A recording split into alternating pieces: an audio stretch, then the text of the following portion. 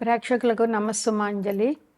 మనం ఇప్పుడు సెప్టెంబర్ నెల మాస ఫలితాలు చెప్పుకుంటున్నాము. ముందుగా 12 రాసుల్లోనూ ప్రతి రాశికి ఈ మాసంలో జరిగే అశుభ ఫలితాలు, దానికి పరిహారాలు చెప్పుకుంటాము. తదుపరి వృశ్చిక రాశి. వృశ్చిక రాశికి అధిపతి కుజుడు. వృశ్చిక రాశిలో విశాఖ 4వ పాదము, అనురాధ 4 పాదాలు, జ్యేష్ఠ 4 పాదాలు ఉంటాయి. వృశ్చిక రాశిని బట్టి ఇప్పుడు గ్రహ సంచారం ఎలా ఉంది అని అంటే కనుక, వృశ్చిక రాశిలో ప్రస్తుతం ఈ రాశిలో గ్రహం ఏమి లేదు. చతుర్థంలో రాహు అంటే కుంభంలో రాహు ఉన్నాడు. పంచమంలో మీనంలో శని వక్రించున్నారు. కుజుడేమో మిథునంలో ఉన్నారు. కర్కాటకంలో గురువు ఉన్నారు. ఇక సింహంలో కేతువు, రవి, బుధుడు ఉన్నారు. కన్యలో శుక్రుడు ఉన్నారు. ఇది ఎప్పుడు 1వ తారీఖు గ్రహాల సంచారం. అయితే శని, గురువు, రాహువు, కేతువు ఈ 4 గ్రహాలు తప్ప మిగతా గ్రహాలు మారుతాయి. అది ఎట్లా అంటే, కన్యలో ఉన్నటువంటి శుక్రుడు తులలోనికి 3వ తారీఖున వస్తాడు. సింహంలో ఉన్నటువంటి రవి కన్యలోనికి 17వ తారీఖున వస్తాడు. సింహంలో ఉన్నటువంటి బుధుడు కన్యలోనికి 8వ తారీఖున వస్తాడు. మిథునంలో ఉన్నటువంటి కుజుడు కర్కాటకంలోనికి 19వ తారీఖున వస్తాడు. ఇది సెప్టెంబర్ అంటే భాద్రపద మాసం. భాద్రపద మాసం అనగానే మనకు గుర్తొచ్చేది గణపతి నవరాత్రులు. 14వ తారీఖు గణపతి వినాయక చవితి అయింది. 14 నుంచి 25/9 అనంత పద్మనాభ చతుర్దశి అయింది. 14 నుంచి 25 వరకు గణపతి నవరాత్రులు చేస్తాము. అనంతర పద్మనాభ చతుర్దశి రోజుని గణపతి నిమజ్జనం జరుగుతుంది. ఇక 4వ తారీఖుని కృష్ణాష్టమి. అయితే ఇంకా ముఖ్యమైనది ఏంటంటే మహాలయ పక్షాలు 27/9 నుంచి అమావాస్య వరకు, అంటే భాద్రపద బహుళ పాడ్యం నుంచి భాద్రపద అమావాస్య వరకు మహాలయ పక్షాలు అంటారు. మహాలయ పక్షాలు అంటే ఏంటంటే పెద్ద పూర్వీకులకి కార్యక్రమాలు చేయడం. ఈ 15 రోజుల్లో ప్రతి సంవత్సరం తల్లిదండ్రుల తిథి రోజున కార్యక్రమాలు, ఆరాధన తద్దినాలు పెట్టిన వాళ్ళు కూడా ఈ మహాలయ పక్షాల్లో మళ్ళీ పెట్టాలి. అసలు తల్లిదండ్రుల కార్యక్రమాలు ఏమీ చేయని వాళ్ళు ఈ 15 రోజుల్లో ఏదో ఒక రోజున తల్లిదండ్రులకి తిథి చేయడము, లేదంటే ఎవరినైనా బ్రాహ్మణ్ణి పిలిచి దానికి ఇది ఇవ్వడము, ఆయనకి బియ్యము అవి ఇచ్చేసేసి వాళ్ళ ఆశీర్వాదాలు తీసుకోవడము, స్వయం పాకం ఇవ్వడం చేయాలన్నమాట. తప్పకుండా ఈ కార్యక్రమం చెయ్యాలి. లేదంటే పితృదేవతల శాపాలు మనకి తగులుతాయి. పితృదేవతల శాపాల వల్ల ఇంట్లో పెళ్ళిళ్ళు కాకపోవడము, లేదా ఉద్యోగాలు రాకపోవడము, లేదా ఇంట్లో అనారోగ్య సమస్యలు, లేదా ఆనందం అనేది లేకపోవడము, అట్లాంటివి జరుగుతాయి. అందువల్ల మనం ఇంట్లో పూజలు చేసినా చేయకపోయినా పితృదేవతల కార్యక్రమాలు మాత్రం తప్పకుండా చేయాలి. లేదంటే ఖచ్చితంగా పితృదేవతల శాపాలు తగులుతాయి. అందువల్ల మీరు మహాలయ పక్షాలు తల్లిదండ్రులకు చేయవలసినటువంటి కార్యక్రమాలు, తాతలకి తండ్రులకి చేయవలసినటువంటి కార్యక్రమాలు చేయండి. ఇక వృశ్చిక రాశి వారికి ఈ మాసం ఎట్లా ఉంటుందంటే, ఒక 75% బాగోలేదు, ఒక 25% బాగుంది అన్నట్టు చెప్పచ్చు. ఎలా అంటే ధనం, గౌరవం ఉంటాయి. ధనానికి ఎటువంటి లోటు లేదు. మీకు కావాల్సిన ధనం మీకు అందుతుంది. గౌరవానికి కూడా ఎటువంటి లోపం లేదు. మిమ్మల్ని గౌరవించే వాళ్ళు గౌరవిస్తూనే ఉంటారు. ఎందువల్లంటే మీ మంచితనం వల్ల. అయితే చేసే పనుల్లో వైఫల్యం ఉంటుంది. మీరు చేసిన ప్రతి పని సక్సెస్ఫుల్ అనేది జరగదు. కొన్ని పనులు జరుగుతాయి, కొన్ని పనులు జరగవు. అలాగే రైతులకు కూడా రైతులకి ఎలాగైనా బాగోలేదు. కొన్ని ఏరియాల్లో కొన్ని చోట్ల అయితే 2వ పంట వేశారు, కానీ కొన్ని చోట్ల 2వ పంట వేయలేదు. వర్షాలు లేకపోవడం మూలంగా అసలు ఎన్నో వర్షాలు రావాల్సింది ఈసారి వర్షాభారం తక్కువగా ఉండడం వల్ల కొన్ని చోట్ల 2వ పంట వేయలేదు. అందువల్ల రైతులకి అంత పెద్ద అభివృద్ధిగా లేదు.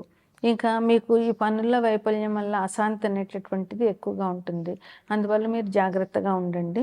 స్థిరాస్తులు కూడా విక్రయించవలసిన అవసరం ఉండే ఛాన్సెస్ ఉన్నాయి కనుక జాగ్రత్తగా ఉండండి. ఏదే అవసరమో దానికే ఖర్చు పెట్టుకోండి. దానివల్ల మీరు మనశ్శాంతి ఉంటుంది, ప్లస్ ధనం కూడా అనవసరమైన ఖర్చు అవ్వకుండా ఉంటుంది. ఇంకా తీర్థయాత్రలు చేసే వాళ్ళకి తీర్థయాత్రలు చేసే అవకాశం ఉంది కనుక ఈసారి తీర్థయాత్రలు వెళ్ళాలనుకుంటున్న వాళ్ళకి ఎటువంటి ఇబ్బందులు ఉండవు. విద్యార్థులకి స్టెబిలిటీ లేదు, అంటే నిలకడగా దీని మీదే అని వాళ్ళకు క్షణానికి మారిపోతూ ఉంటారనమాట. అలా లేకుండా మీరు శ్రద్ధగా మీ చదువుని మీద మీరు మనసు పెట్టండి. మీరు శ్రద్ధగా చదివితేనే మీకు ఈ మాసంలో మీకు మంచి అభివృద్ధి అనేటటువంటిది దొరుకుతుంది. ఉద్యోగస్తులకి పని భారం ఎక్కువ ఉంటుంది. మళ్ళీ అధికారులతో ఎంత పని చేసినా అధికారులతో మాటలు ఉంటాయి. మీరు చేసిన పనికి, చేయని పనికి కూడా అధికారుల వల్ల మాటలు వచ్చే అవకాశం ఉంది కనుక ఉద్యోగస్తులు జాగ్రత్తగా ఉండాలి. ఆచితూచి మాట్లాడడము, పని విషయంలో జాగ్రత్తగా చేయడము, తప్పులు లేకుండా పని చేయడం అనేటువంటిది చాలా ముఖ్యమైన అవసరం. కొత్తగా వ్యాపారాలు ఏమీ మొదలు పెట్టద్దు. ఉన్న వ్యాపారాల్లోనే జాగ్రత్తగా చేసుకోండి. కొత్త వ్యాపారాలు మీకు ఈ మాసంలో కలిసి రావు. ఇంక మీరు అనుకున్న కార్యక్రమాలన్నీ కూడా చేయగలుగుతారు. దానివల్ల మీకు కొంచెం కష్టం ఉంటుంది, కానీ కార్యక్రమాలు అయితే జరుగుతాయన్నమాట. ఇంకా ఎప్పటి నుంచో అనారోగ్యంతో దీర్ఘకాల రోగులు ఉంటారు కదా, అలాంటి వాళ్ళకి కొంచెం ఊరట ఉంటుంది, తగ్గే అవకాశాలు ఉంటాయన్నమాట. మధ్యవర్తులతో మాత్రం మీరు ఎటువంటి లావాదేవీలు పెట్టుకోకండి. వాళ్ళ వల్ల మీకు లాభాలు అనేటటువంటి లేవు, నష్టాలు తప్ప. అందువల్ల మీరు మధ్యవర్తుల జోలికి అసలు పోవద్దు. మీరు ఈ మాసంలో చేయవలసినటువంటి పరిహారాలు ఏంటంటే, గురువుకి, రాహువుకి జపాలు చేయించండి. వాళ్ళకి సంబంధించిన దానాలు ఇవ్వండి. అష్టాదశ శక్తిపీఠాలు వీలైతే అష్టాదశ శక్తిపీఠాలు దర్శనం చేసుకోండి. లక్ష్మీదేవి ఆరాధన చెయ్యండి. దీనివల్ల మీకు ఈ మాసంలో ఇంకా మంచి ఫలితాలు కృష్ణాష్టమి. ఇక మేషరాశికి ఈ మాసంలో శుభాశుభ ఫలితాలు ఎట్లా ఉన్నాయి అని అంటే, ఇది మిశ్రమ ఫలితంగా ఉంటుంది. మేషరాశిలో కొంతమంది జన్మ నక్షత్రాలను బట్టి కూడా మారుతూ ఉంటుంది రాశుల ఈ ఫలితాలు అనేవి. ముఖ్యంగా ఆనాన్ని యావరేజ్గా చెప్పుకోవాలి అని అంటే కనుక కొంచెం చాలా బాగానే ఉంటుంది. అన్ని రకాల సౌకర్యాలు వీళ్ళకు ఉంటాయి. ఆదాయంలో కూడా కొత్త అవకాశాలు, ఇప్పుడు ప్రస్తుతం వాళ్ళు ఏ విధంగా ఆదాయం సంపాదించుతున్నా కానీ ఇంకా కొత్తగా ఏదైనా ఆదాయం సంపాదించాలి అని వాళ్ళు అనుకుంటే కనుక ఆ మార్గాల్లో కూడా వాళ్ళకి ఆదాయం బాగానే లభిస్తుంది అన్నమాట. ఇంకా కుటుంబ విషయాల్లో మాత్రం కొంచెం జాగ్రత్త వహించాలి. కుటుంబ సభ్యులతో మంచిగా వ్యవహరించాలి. లేదంటే కొంచెం కుటుంబంలో కలహాలు వచ్చేటటువంటి అవకాశాలు ఈ రాశి వారికి ఈ మాసంలో కనిపిస్తున్నాయి. ఇక గురుడేమో చతుర్థంలో ఉన్నాడు కనుక, చతుర్థం అంటే అది చాలా ఆనందదాయకమైనటువంటి గ్రహం. అది గురుడు మంచి గ్రహం. అదే చతుర్థంలో కర్కాటకంలో గురుడు ఉచ్చలో ఉంటాడు. అది చతుర్థం అంటే మనిషి యొక్క ఆ సుఖ సౌఖ్యాలు చూపించేటటువంటి చతుర్థం ఇల్లు అన్నమాట. అందుకని గురుడు చతుర్థంలో ఉన్నారు కనుక మేషరాశి వారికి ఈ మాసంలో అన్ని రకాల సౌకర్యాలు దొరుకుతాయి. అంటే వాళ్ళు ఇల్లు కొనాలనుకుంటే ఇల్లు కొనుక్కోవచ్చు, లేదంటే వాళ్ళు మంచి బిజినెస్ మొదలు పెట్టాలంటే మొదలు పెట్టచ్చు, వాహనాలు కొనాలన్నా కొనుక్కోవచ్చు. ఇట్లాంటి గురువు నుంచి మంచి లాభం వీరికి మేషరాశి వారికి ఈ మాసంలో ఉన్నదన్నమాట. ఇక ఆర్థికంగా పురోగతి ఉంటుంది. ఉద్యోగాలు చేసే వాళ్ళకి మంచి పురోగతి ఉంది. విద్యార్థులకు కూడా మంచి పురోగతి అనేటటువంటిది లభిస్తుంది అన్నమాట. ఇంకా వీళ్ళకి క్రమశిక్షణ అనేటటువంటిది చాలా అవసరం. క్రమశిక్షణ ఉన్నప్పుడే వీళ్ళు జాగ్రత్తగా చేయగలుగుతారు. అందువల్ల క్రమశిక్షణ ఉంటే అన్ని రకాలుగాను అభివృద్ధిలోనికి వస్తారు. మేషరాశి వారు తప్పకుండా పాటించాల్సిన నియమం ఏంటంటే క్రమశిక్షణ ఉండాలి. అనవసరం ఖర్చులు కనిపిస్తూ ఉన్నాయి ఈ రాశి వారికి. అందువల్ల అనవసరమైన ఖర్చులు తగ్గించుకుని ఎంతవరకు అవసరము, ఏది అవసరం అనేది వివేచనతో ఆలోచించి వాళ్ళు ఖర్చు పెట్టవలసిన అవసరం ఎంతైనా ఉంది.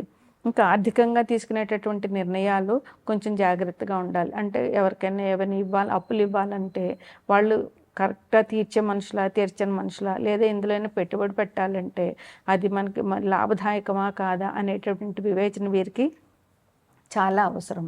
వీరికి కోపం కొంచెం తగ్గించుకోవాలి. వాదనలు కూడా ఇంట్లోనే కానీ బయట కానీ వాదనలు అనేటటువంటివి తగ్గించుకుంటే చాలా మంచి పేరు వస్తుంది. ఆహారపు అలవాట్లు కూడా వీళ్ళు మార్చుకోవాలి. కొంచెం జాగ్రత్తగా ఉంటే అనవసరమైన ఆహారాలు తీసుకోవడము, ఆరోగ్యాన్ని పాడు చేసేటటువంటి ఆహారాలు తీసుకోకుండా వీళ్ళు జాగ్రత్తగా ఉండాలి. ఆరోగ్య విషయంలో కూడా కొంచెం జాగ్రత్త అవసరం. వీరు ఈ మాసంలో చేయాల్సిన పరిహారాలు ఏంటి అంటే, శనివారం నాడు ఆంజనేయ స్వామి దర్శనం చేసుకోవాలి. మంగళవారం నాడు ఆంజనేయ స్వామికి సింధూరం సమర్పించాలి. అట్లాగే శనివారం, మంగళవారం హనుమాన్ చాలీసా పారాయణ చేయాలి. అలాగే గణపతి నవరాత్రులు వస్తున్నాయి కనుక గణపతిని పూజించాలి. పందిట్లోకెళ్ళి చేతనైనంత ధన సహాయం కానీ లేదా శారీరక శ్రమ కానీ ఉపయోగించి గణపతి నవరాత్రుల్లో వీళ్ళు పనిచేయడం వల్ల వీరికి ఇంకా మంచి ఫలితాలు ఉంటాయి.